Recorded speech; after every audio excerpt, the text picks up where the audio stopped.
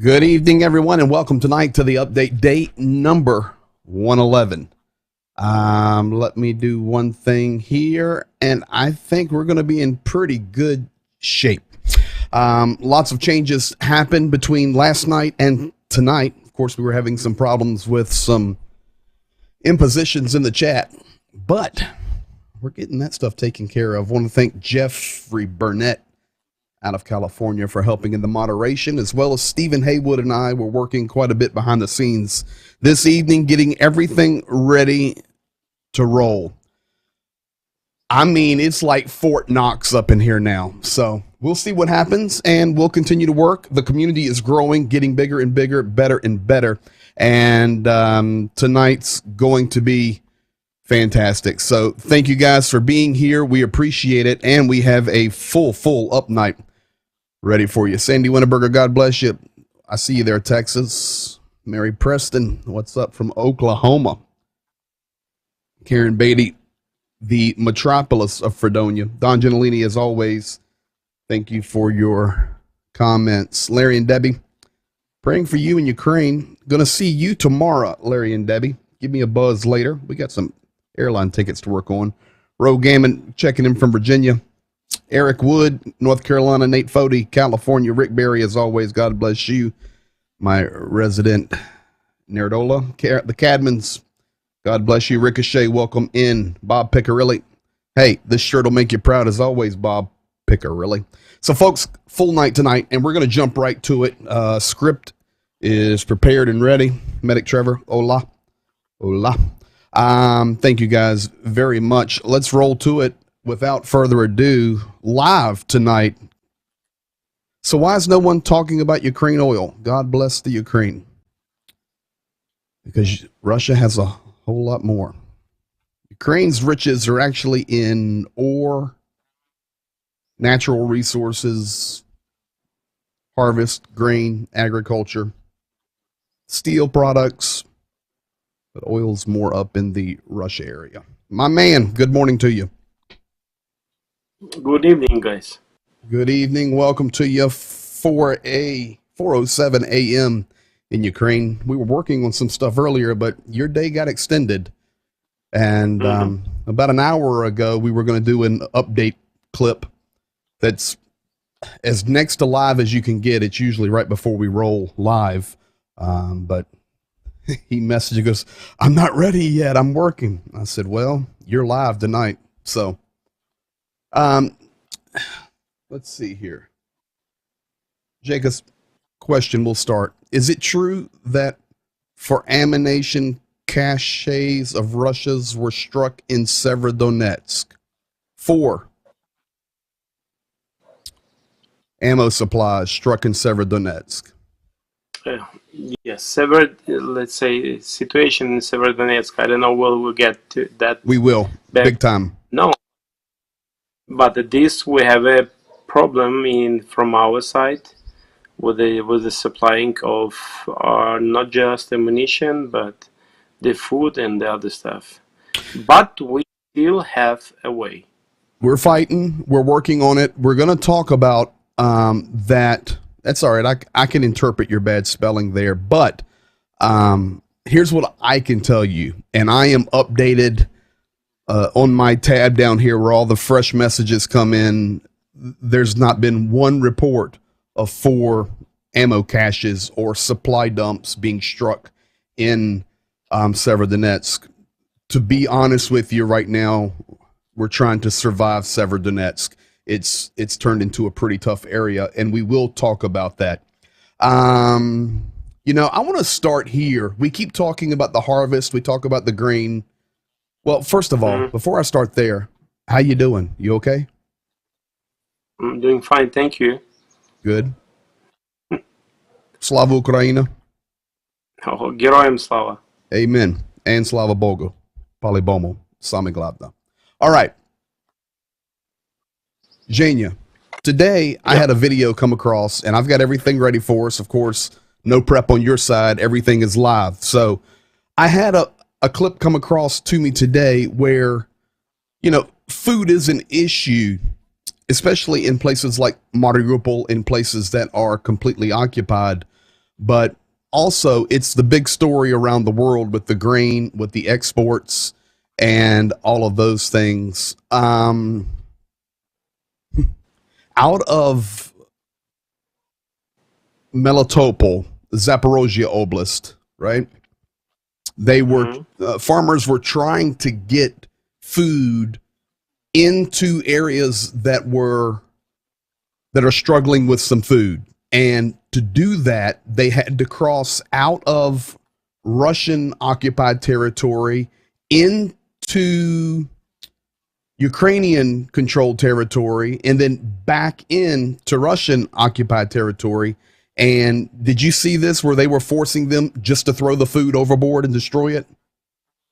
No. No? Well, check it out. We talk about problems, folks, and you talk about liberators that come to help people, to feed people, to set them free from the evil Nazi regime. Well, here is what liberators were doing today to good farmers in Ukraine who were trying to feed hungry people. 13 июня.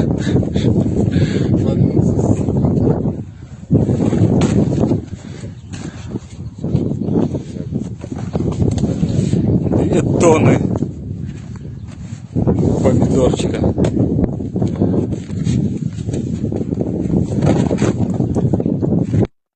All the harvest they're trying to get out, and that was not for like export or to take to market.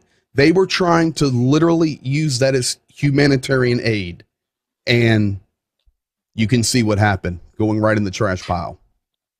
I got other very close situation, the story from one man I met on a wholesale bazaar, let's say, and he told me a story that he is originally from Azerbaijan.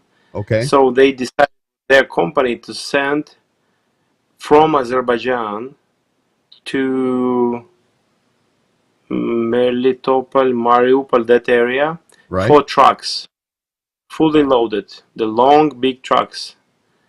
And the Russian guys, they did stop all of that, all of these cars and the trucks, and made it stay for many days until it spoiled. They said, no, now you have nothing to give, so get back. You see, it comes down to pure evil. In fact, I want to show something here, and as long as we have time, everything's locked and loaded, ready to go tonight. But I want to start with this one. You're talking about the power of telling a different story. Now, you know as well as I know that Russia would never say that we're doing that. It's Ukraine doing it. They're the ones stopping the humanitarian supplies. We know the story. But let me show you an example today of what I saw. So Jania, I'll let you translate this.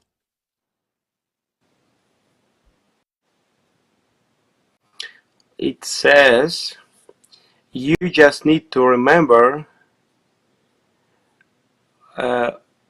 who Russian fights with at this time. Correct. Просто надо помнить. You just need to remember с кем сейчас воюют русские. You need to remember this is a picture of the Nazi Ukrainians, right? Okay. Well, that's what's on the Russian news. I'll show it to you one more time.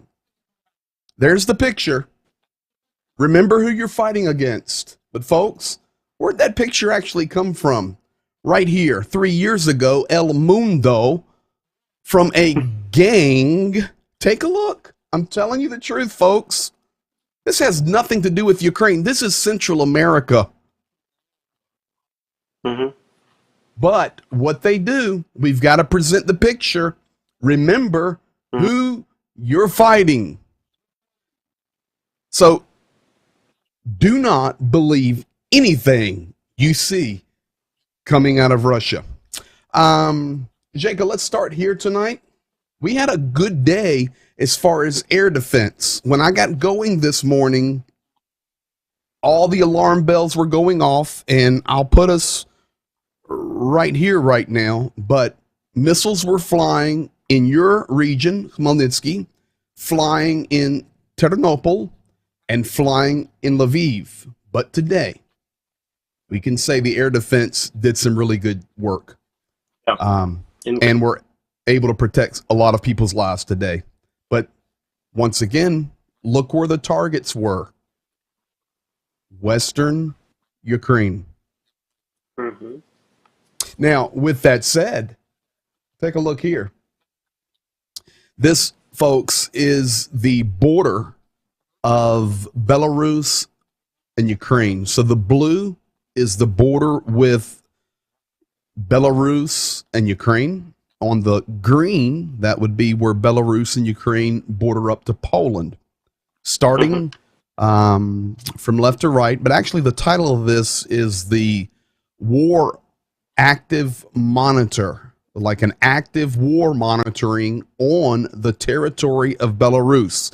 This is, what's it called? Intelligence information that is monitoring Belarus and the war movement that is happening.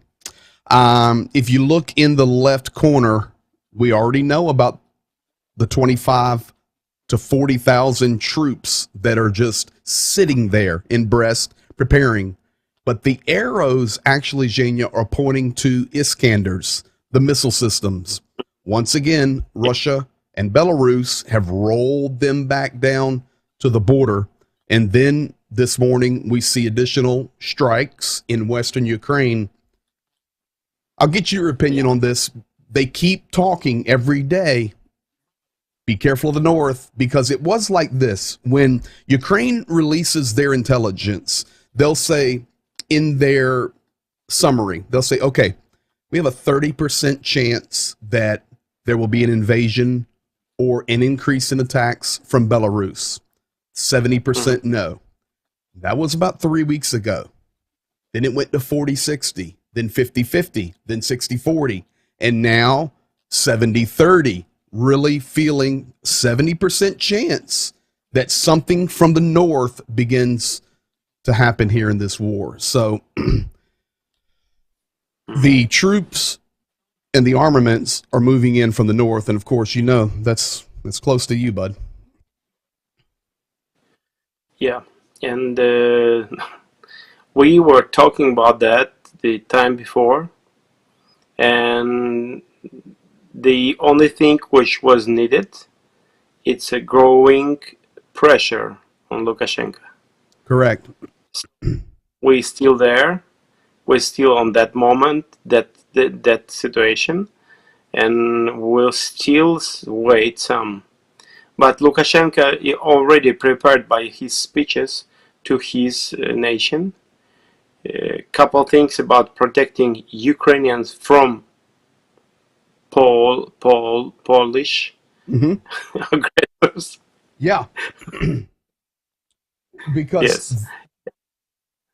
Zhenya, that's the narrative. Let me take us right here. The narrative now, even coming out of Russia, is, you know, Poland's taking over this area. And it's giving Belarus reason to get involved. Of course, it's giving Russia increased reason. So when Russia is actually firing over onto these sides, you know, there's a couple of reasons they're doing it. Number one, of course, they're trying to stop any type of weapons flows from the West, which is minimal, let's be honest. It's nothing. Secondly, trying to destroy targets. But thirdly, and probably most important, instilling fear and terror. Constant air raid warning sirens and signals and disrupting life. What for? To extend the narrative, and honestly, just trying to draw Poland in, trying to draw NATO in. Folks, I shared with you last night And I know it's my logic and my reasoning, but we've been doing this for 111 days now. I honestly believe Putin does not want to negotiate with Zelensky. I don't know if you saw the program last night, Zhenya, but I just don't believe he wants to negotiate with Zelensky. I think he wants to somehow talk on a higher level that he would think with a NATO top nation leader such as a Biden or maybe a Johnson. He thinks he's, Peter the First reincarnated. So Peter the Great. Anyway, we'll see. But that's the provocations happening in the west of Ukraine, and the troops are rolling in. Now, Zhenya, I want to move over to the east. And this is a big story, of course. 32 people were evacuated from Previlia. But here's the deal. I really want to get your honest opinion on this. Okay? And then I'm going to show the video. I have a video of this actually, but I want your opinion. So here, folks, today or yesterday, might have been this morning actually, 32 people were evacuated from this town right here, Previlia. And as you can see, this is where Rubizhny is. I've shown you maybe 10 days ago a video of Rubizhny where the city is leveled to the ground. We know that the major fighting is happening right now in Severodonetsk. We know bridges are destroyed. We've talked about all of this. We know the story. Severodonetsk right now, civilians and soldiers trapped at the Azot chemical plant. It's like we're having Azovstal all over again, just on a little smaller scale. And the governor of the Lugansk region for Ukraine, I think his name is Gadai, he said today, there's literally nothing left. 80% of Severodonetsk is destroyed. So they're street by street, just leveling it. It's urban warfare. The problem now is, of course, Ukraine cannot be resupplied, and there are many, many civilians trapped there. So, Zhenya, for you tonight, I have a very hard question for you. Are you ready? Okay. So, maybe 5 or 6 weeks ago, Verachuk, who is responsible on the government level, national, for evacuations, humanitarian corridors, getting people out. She worked so hard. She's a good lady, negotiating, doing her job. She came out at least 6 weeks ago and said, people, leave. There will come a time where we will not be able to guarantee your safety. Get out and let us liberate and win back our territory. You're making it harder on our soldiers because our soldiers will not leave you behind. You Ukrainians, they will do whatever they can to rescue you, but you are hurting them in their work. So Previlia is going to fall. There's no way it can hang on right now. Okay. And Ukrainian soldiers today were having to rescue people. So my long question for you is, isn't that more of a problem? Because now the soldiers that could be fighting and helping repel Russia, they're not going to leave civilians. What are your thoughts on that? And then I'll show the video of the extraction.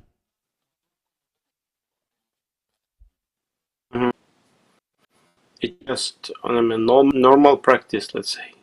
Okay. Yeah, but I mean, by that, okay. But is it a problem? Yes. Okay. Okay. And listen, nobody's more pro-Ukraine than me. and you, but that's hurting our effort by these civilians staying. Yes, it's let's say it's all the time. Uh, it's all the time the same. Let's say it's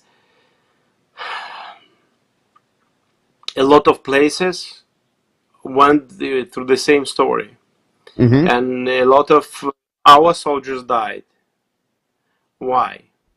Because of trying to save people in the very last minute. Yes, in the very Or last minute. why we cannot leave people. Of course not. And Of course not. and okay, and there is different reasons. People sometimes it just they don't understand what's going on in real. They don't believe the time it's already come that to leave, or it's like the story which I've heard yesterday from the story of one family from Melitopol, and just a part of it. It's the husband who was outside of Ukraine during February 24, and before he was working. Later, when Melitopol was occupied, and even before, he was telling wife, "Hey, stay there, don't worry." He didn't understand what's going on, and he was trying to encourage her to not to be afraid, of the situation. And finally, she told him that it's not possible. We cannot live in occupation, under the occupation. We tried, and they had to leave. I don't know what is costed to them to leave that area, but they just left a week ago. I don't know how. Here's one of our valued community members. He's a medic, military. He says that's a problem in every war. People never do what's in their best interest. It's frustrating. With that said, let me roll the video. This is the extraction from today. Earlier, of course, it's nighttime there, and this just listen. I'm not ripping on anybody. It's just frustrating. We need our soldiers fighting and free to do their mission. Here you go.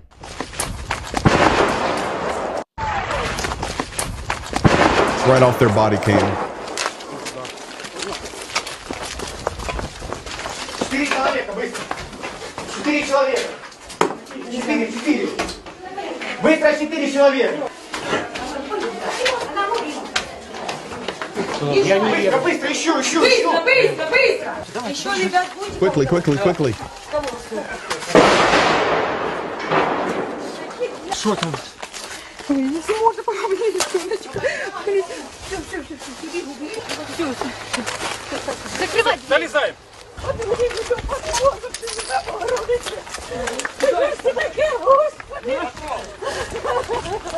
Быстро!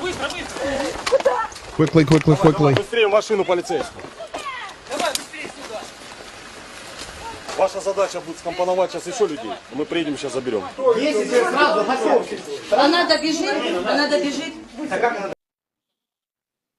Just a sample, and it makes it very difficult. Of course, Ukraine is not going to leave their people, but it makes it tough.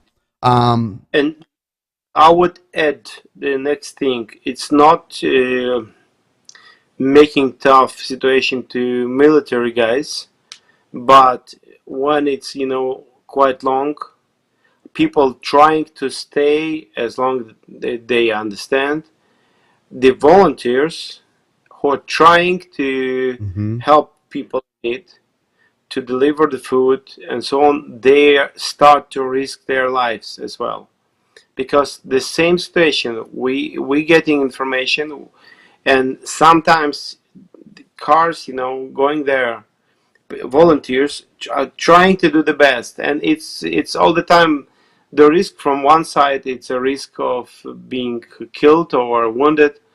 from other sides, it's a situation when you understand you can.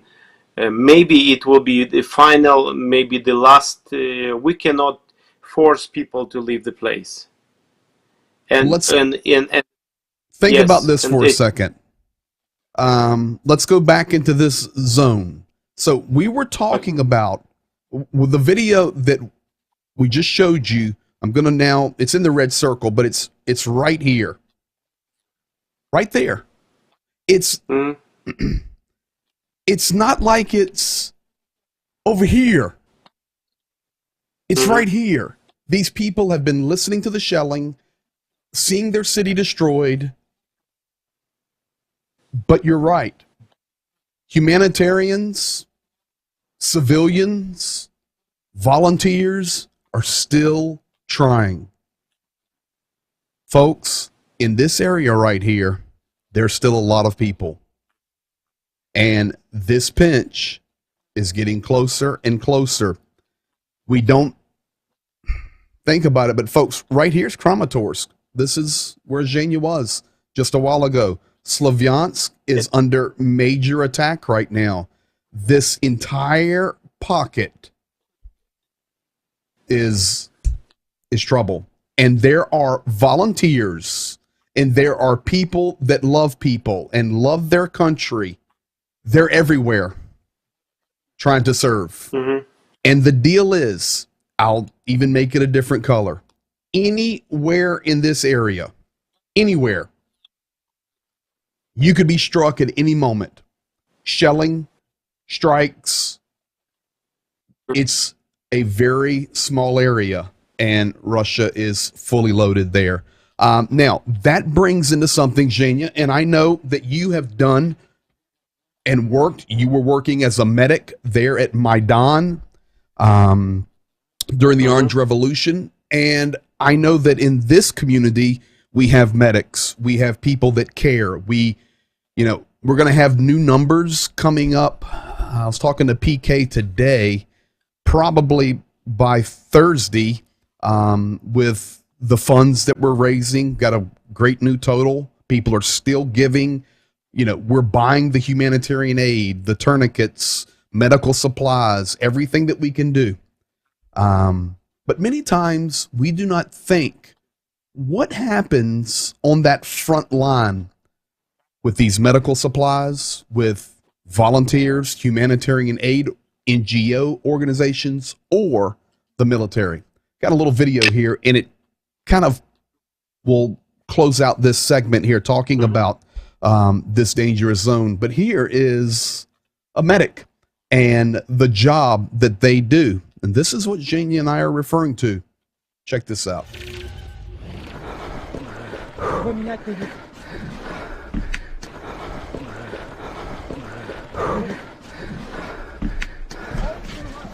Головой вперед.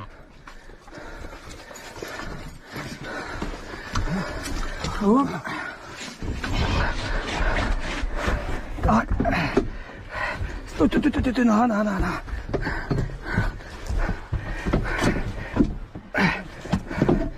Ай, блядь, поднимись.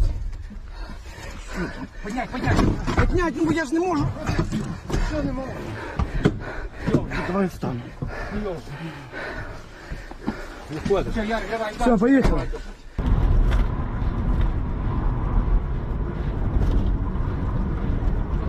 Середній, лежачий, осколковий на виліт, нижче коліна.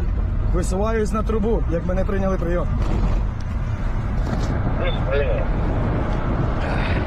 Зараз подивимось. Тут має два укола, вони мені один якийсь антишок сказали вкололи. Дайте мені 27, бо я не розбив.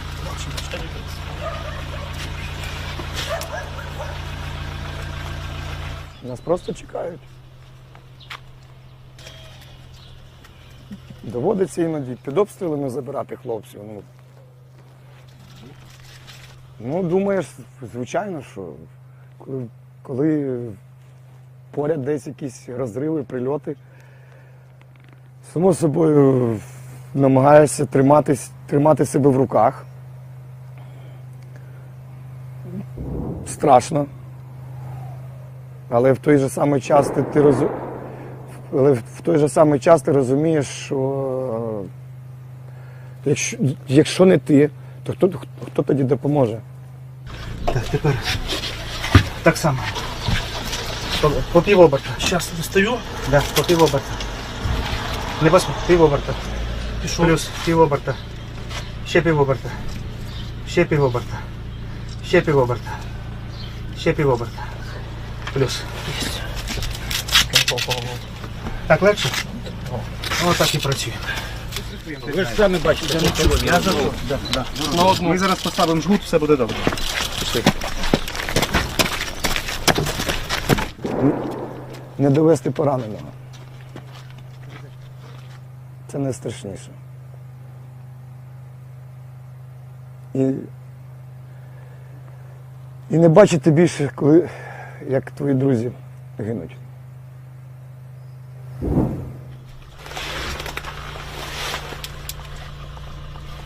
Що там, нічого не їде?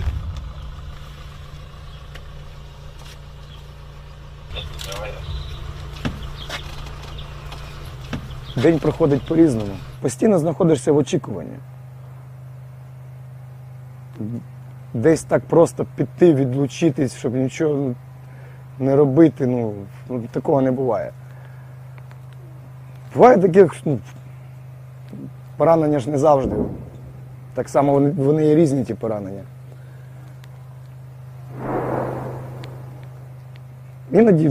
Іноді можна просидіти півдня, день, нічого не робити. А іноді можна провести в дорозі на евакуації, скажімо так, реально півдня. Піднімаємо ногу. Обережно. Хто, де? Розмова про симпатичне? Тут. У нас вибору іншого Ну, немає, тоді. нас чекають.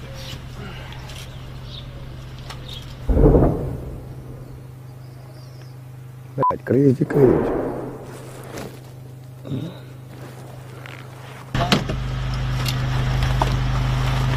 О, з Богом! There it is, folks. About as real as picture as we can give. And I know we have lots of veterans that watch this, and it may be a challenge for them to watch 4 minutes of that. But we need to see it, and the world needs to see it. It's unbelievable what's happening. And you could tell, Zhenya, and I know, we've got it translated so people can get the basic understanding, but you're listening to everything, of course, in a native language there. That guy that was telling the story, the main medic, that was being interviewed, you can just see it in his face, the pressure and the fear, and he's exhausted. Yeah. But he said important thing, but there is no other option. Mm-hmm. You understand? There is no other option. The same when you did mention that we've been in Kramatorsk. Basically, it wasn't Kramatorsk. Let's say it was in the middle between Kramatorsk and Slaviansk, Mm-hmm. and the village and it's edge of Kramatorsk. And the idea was that, you understand, you never know with that kind of people who stays, and you cannot force them. You never know. Maybe it's the last box of food. You leave them. This is why we're trying to get in time. Surely after that, why? Because after that, even during the fight time in that kind of places, no any post working, no any delivery works, no volunteers works, nothing. And some volunteers, yes, getting special permission, trying to be online, with being updated regularly from the military guys, our friends, but it's still like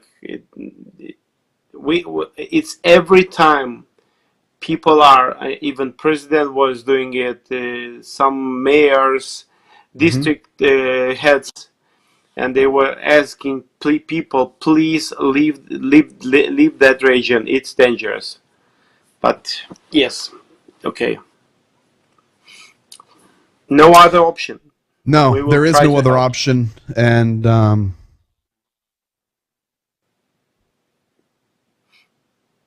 a medic here.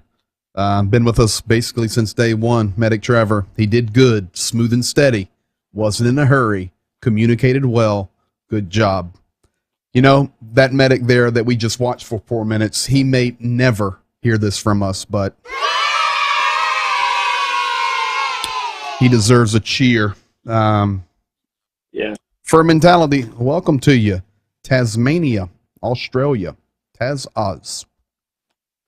Awesome. Welcome to you, and thank you for being here. Jaka, you know, that tells the reality, but the bottom line is Ukraine is very, very deficient right now in weapons.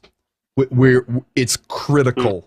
And everything is kind of happening right now, and this is where I want to move for the next few minutes of the update for tonight. First of all, right here. Today, the Kremlin released an acceleration plan for annexing Lugansk, Donetsk, Kherson, and Zaporozhye. Basically, what they said is we're not going to really worry about these quasi-republics or these quasi-systems. We're just going to go ahead and make it Russia with our passports, our infrastructure, our banking, our finance. We're not going to play this game anymore of some separatist and some, you know, torn away republic that we're coming to rescue. So when we're talking about this, what are we talking about? We're talking about Lugansk, Donetsk, Zaporozhye, and Kherson, and of course, they've already stolen Crimea. So now we're not going to start saying, okay, let's do this referendum, let's do all of this, because the world knows it's a joke. So Kremlin said today, we're just going to go ahead and crank it up. And over time, looking toward actually July to start actually making the complete system onto the Russian system. Now, whether they can accomplish that or not, whether or not they're destroyed by then, I don't know. I'm hoping we wipe them out by July 1st. But this is the plan. And I think the best question I could ask you to give some insight to is this. When the war began, this phase of it, this war's been going for a long time, but this invasion, February the 24th, in the early days and even right before the invasion, Russia was still trying to hide some things. Oh, that's not us, like doing a magic trick, sleight of hand. Now, yes. They hide nothing. Nothing. That's our land. We're coming to take it. This is going to be our region. It's Russia. There's no more little games they're playing. And my personal opinion, it's because the world has responded so weakly. As a Ukrainian, you know, what do you see? They've absolutely changed their tactics.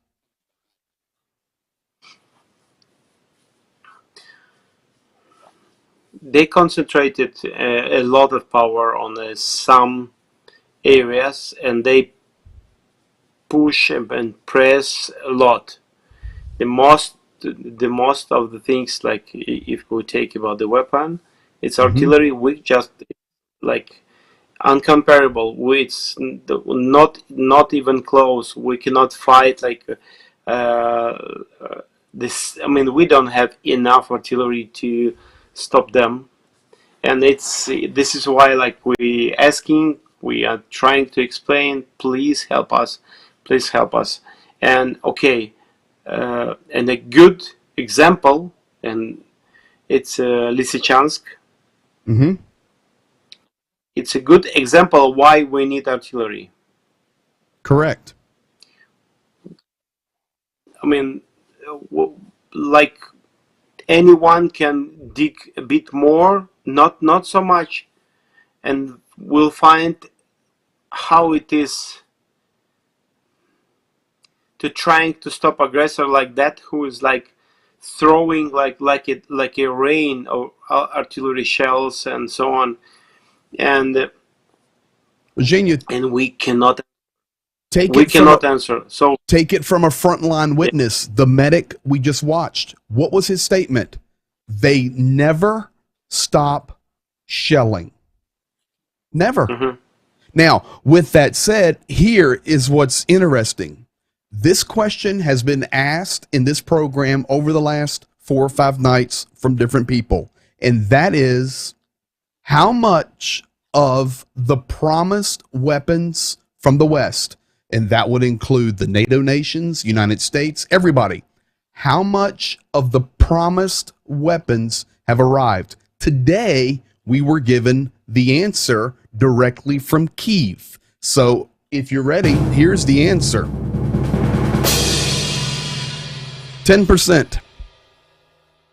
10% of what Ukraine has been promised, and I'm sorry, I'm an American, but this is from the United States as well, when you add them all together, including, of course, is there even a nation of Germany anymore? But Germany, you put them all together. Ukraine has received 10%, and you're still standing this strong. This is what you're talking about. Lysychansk would look different if we had enough shells. yes, I have a clip from her. absolutely. You know, But you know, go ahead. You say, and then I'll roll the clip. the terrible situation is the world. I mean, just people who is looking for information, but taking most of the countries, they don't know even close what's going on. It's like somebody hiding this situation, reality, and the world does not feel it, and not realizing that right at any moment, like the Ukrainians are under Russian shelling, dying. Correct. Like when people are sleeping, when people are working, when people are walking on the street, playing with kids, and in the world, I mean, world like don't even not even watching, just Oblivious, like brother. being like, yes. This is why I'm here. I'm doing everything I can to get the message out, and we're not going to stop, because it's going to come back around. You know, when it started, and I share things like on Twitter or different things, you know, as soon as you type in a hashtag, thousands of tweets. Now, nothing. Front page of our news in America is a stinking court case between Johnny Depp and some other chick. I don't even know her name. That's the front page of the news. It's the front page of the news is Ozzy Osbourne had neck surgery, while Ukrainians are being erased. So let's hear it directly from Kyiv. Let's hear it directly from Kyiv. And by the way, your daughter translated this one for me. You have to check her level. Great. А на сьогодні Україна використовує всі свої потужності і сили для того, щоб чинити опір Росії, як і в явних очевидних діях, те, що ми бачимо на полі бою, так і там, де працює агентурна мережа російська, там, де диверсанти російські працюють. Але треба усвідомлювати, що можливості, скажімо, по озброєнню, можливості по кількості там військовослужбовців у у Росії значно переважають. І яких би зусиль не докладала Україна на сьогодні, якою би професійною не була наша армія, без допомоги західних партнерів ми не зможемо виграти цю війну. І щоб нашим глядачам було зрозуміло, яким чином от відбувається допомога і скільки її вже надали, бо ми дуже багато про це говоримо. Да? Від того, що Україна заявляла, що нам потрібно, ми на сьогодні маємо приблизно 10%. Щоб було зрозуміло, що відбувається на полі бою. Україна в день витрачає приблизно 5-6 тисяч артилерійських снарядів, Росія витрачає їх в 10 разів більше. And there you have it directly from Kyiv. Just think about it. Ukraine launches 5,000 shells to defend itself while 50,000 are incoming every day. Yes, it's like... Yeah, I know.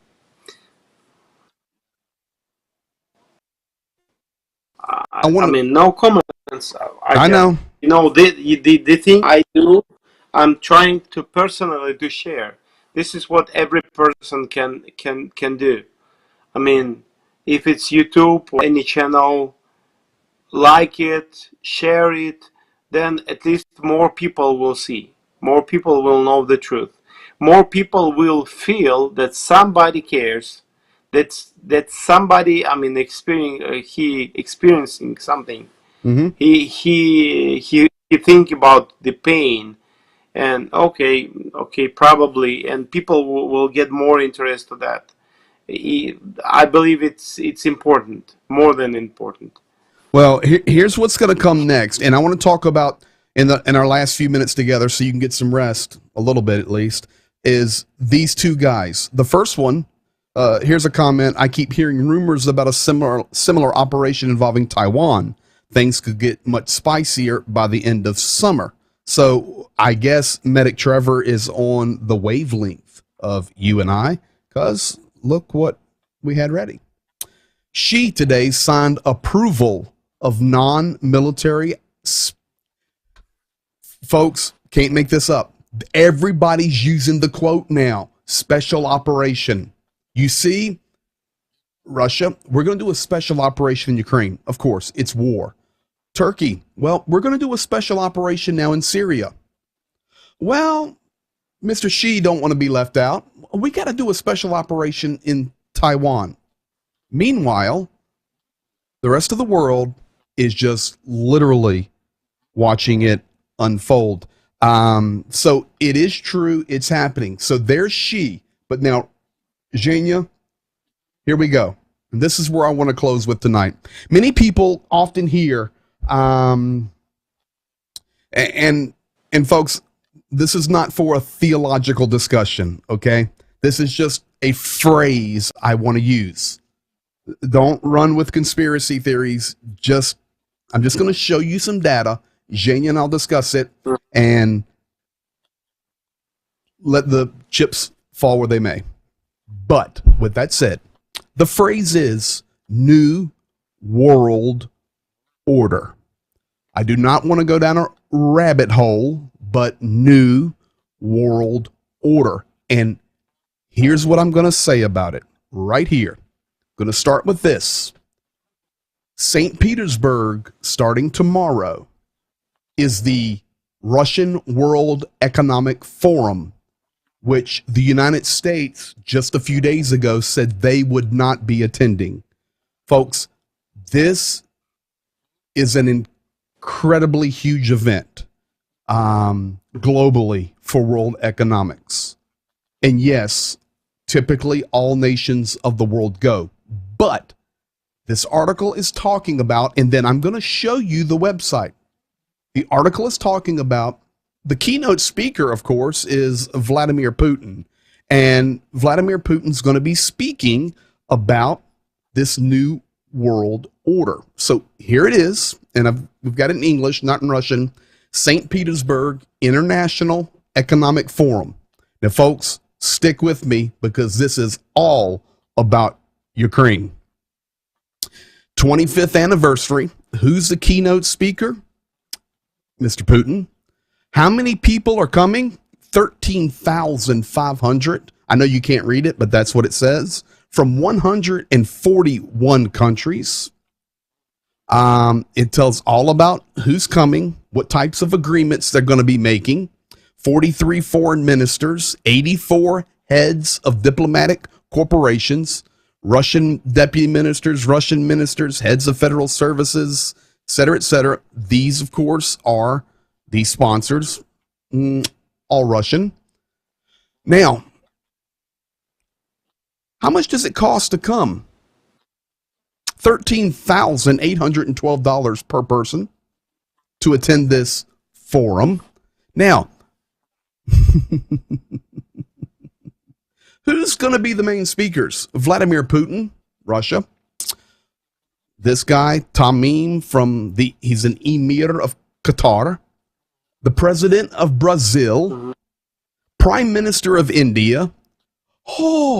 Xi Jinping, President, People's Republic of China. Felix, I can't pronounce his last name, President of Congo. And look here, Mr. Antonio Guterres, the General Secretary of the United Nations. Where is all the people that are saying on this level, hold on, we can't support anything Russia is doing? Now, what are they talking about? I know you can't see it, but these are all the topics over this 5-day conference. But right here is where I want you to pay attention. It's highlighted. Business agreements, relationships, Russia and Africa, Russia and China, Russia and Egypt, Russia and India, Russia and Iran, Russia and Kazakhstan, Russia and Latin America, and Russia and the Middle East. Where Europe, America, of course, gone. But when we talk about sanctions, economics, and we're stopping Russia, baloney. This happens tomorrow. And of course, if I can get a piece of that speech and get it translated from Vladimir Putin, I will. But we already know this is what he's talking about. He goes in there, and we don't have time, but he goes in there, you click into this deeper, and it's a pre-letter from Putin. He talks all about Ukraine. We see now with the operation in Ukraine that our world has changed, that the world must become Russo-centric, centralized on Russia. He talks about everything in Ukraine, and it's all Ukraine's fault, NATO's fault, and America's fault. But we're coming together in St. Petersburg to establish the new world order. I don't want to run with it, some crazy conspiracy, but it's happening. It's happening. So, what do I think? That this is like a marker. This is like a lamp. Yes, like a marker of a real situation in the world. That Putin will not. He wouldn't talk about new world order if some countries or a lot of countries would be interesting or would not be listening, or would not be looking for the decisions. And new world order will be about the proactive position of strong leaders in the world. Correct. And Putin does, and he says, "I'm a leader. I don't for something." Surely he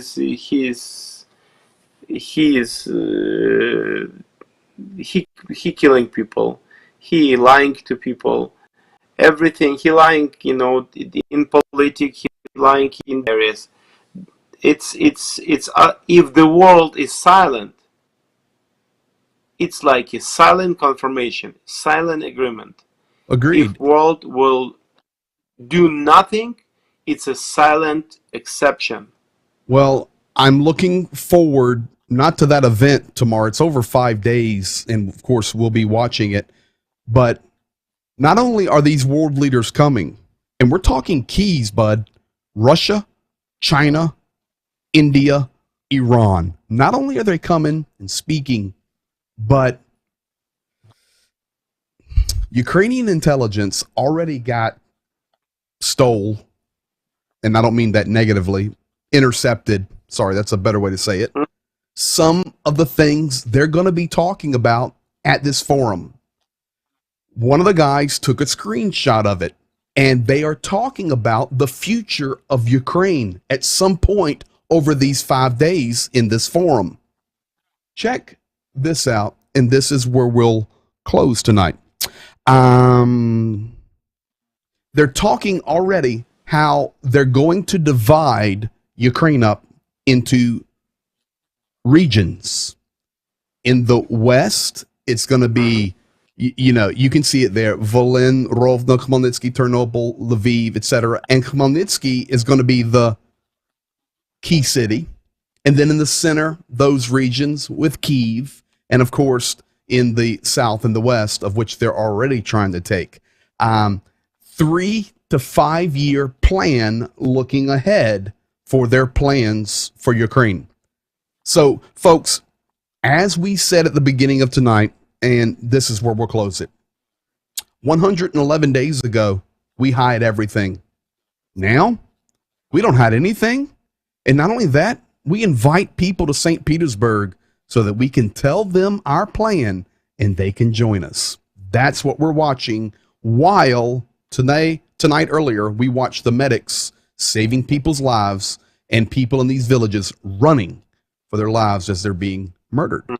So that's our update, day 111. Hey, there was a question earlier for you. And okay. I saw it scroll through the chat. How's the van? Perfect. The new van is perfect. I mean, comparing to what we were using and to, everything, like it's I didn't record a special video, but I will a little bit later. Okay. How do we use it? And it's a lot of things, and make ministry easier, make travel easier, and it transport easier. There is some interesting ideas, and it transforms. I will show the video later. So it's well, great. We look forward to it. Jacob, I know it's 5 a.m. there. Is it light outside? Yes. It's already daylight. Thank you for being up all night. Yeah. But tonight, full live report from Ukraine. You live in it. That's how you use it. It's got a heater and everything. There you go. You live in your van. Have you named? Yeah. Does the van have a name? Have you named the van? Not yet. Well, we've got to come up with a name. In fact, we'll start doing a poll on the program. And how about we come up with a community name for the van? Okay, I'm agree. Completely okay, you agree. So here's what we're going to do. I'm making me a note, and I'll make a slide, and we'll run it for like 2 weeks, okay? And then we'll take all the top votes, and we'll just have everybody vote on it. Your van could end up being named Myrtle. Okay. Okay. Whatever. You agreed. All right, my man. Guys, thank you all for being here. Much. Thank you, dear friends and supporters, and all the people who care and help and encourage us, who make Ukraine as a topic and a top theme on discussion with the friends. Thank you very much for helping. Without people like you, we would sink, let's say, in all of that world of lie and around. From outside, but will stay alone in that fight with that demon. So thank you very much. Thank you for your finances. Thank you for that, and all of it. It helps. It helps to do a lot of things to military. And tomorrow we will send a couple more boxes to by special request to some of the military group, let's say. And a little bit later they go to east, let's say, from our place. And it's important. All different kinds of help are important. So thank you very much. And here's a heart from Ukraine. Thank you, my friend. We love you. Full update tonight, everybody. And today we end 111. Tomorrow 1 and 12 has already started, and in 23 hours we'll have the next update for you. Thank you all for being here. Hey, it looks like we may have solved the chat issues. We've got that dialed in, hopefully. And thanks to the moderator helping out tonight as well, making our chat safe and clean. We love you guys. Be blessed, and we will see you in 23 hours. A good night to all. To all, a good night.